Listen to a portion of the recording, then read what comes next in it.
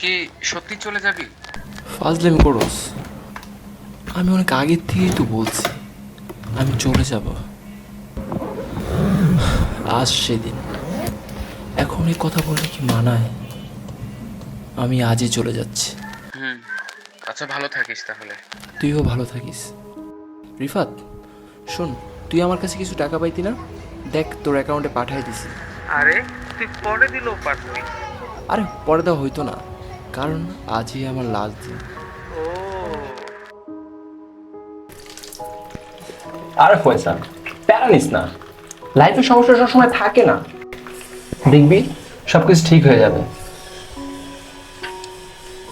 আর আজ আমার লাস্ট দিন, আজ অন্তত সব সমস্যা ভুলে যা। তুই ইউনিভার্সিটি শেষ না করেই যাচ্ছিস? ওইখানে গিয়েও তো ইউনিভার্সিটি ভর্তি হচ্ছে। ও, সেটাও তো কথা। আচ্ছা, ভালো থাকিস। তুইও।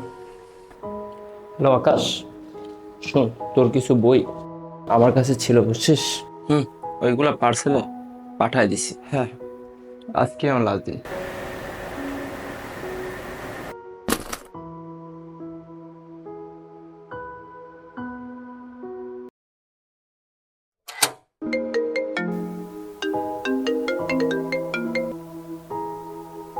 সামির, কি অবস্থা?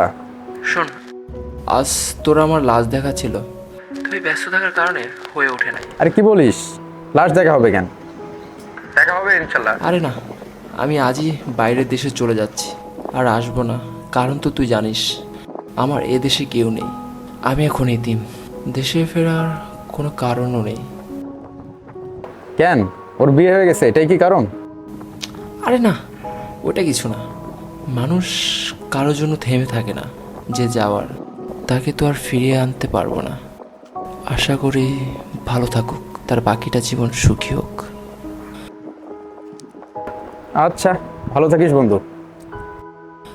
দেখি, যাব নতুন দুনিয়ায়, ভালো থাকবো কি না জানি না,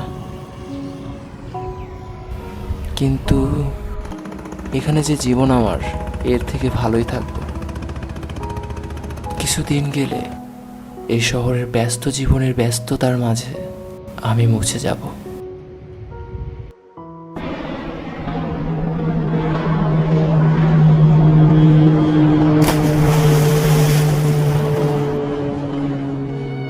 আমি ঠিক সেই সময়টায় যেতে চাই, যে সময়টায় আমি প্রথম তোমার নাম জেনেছিলাম।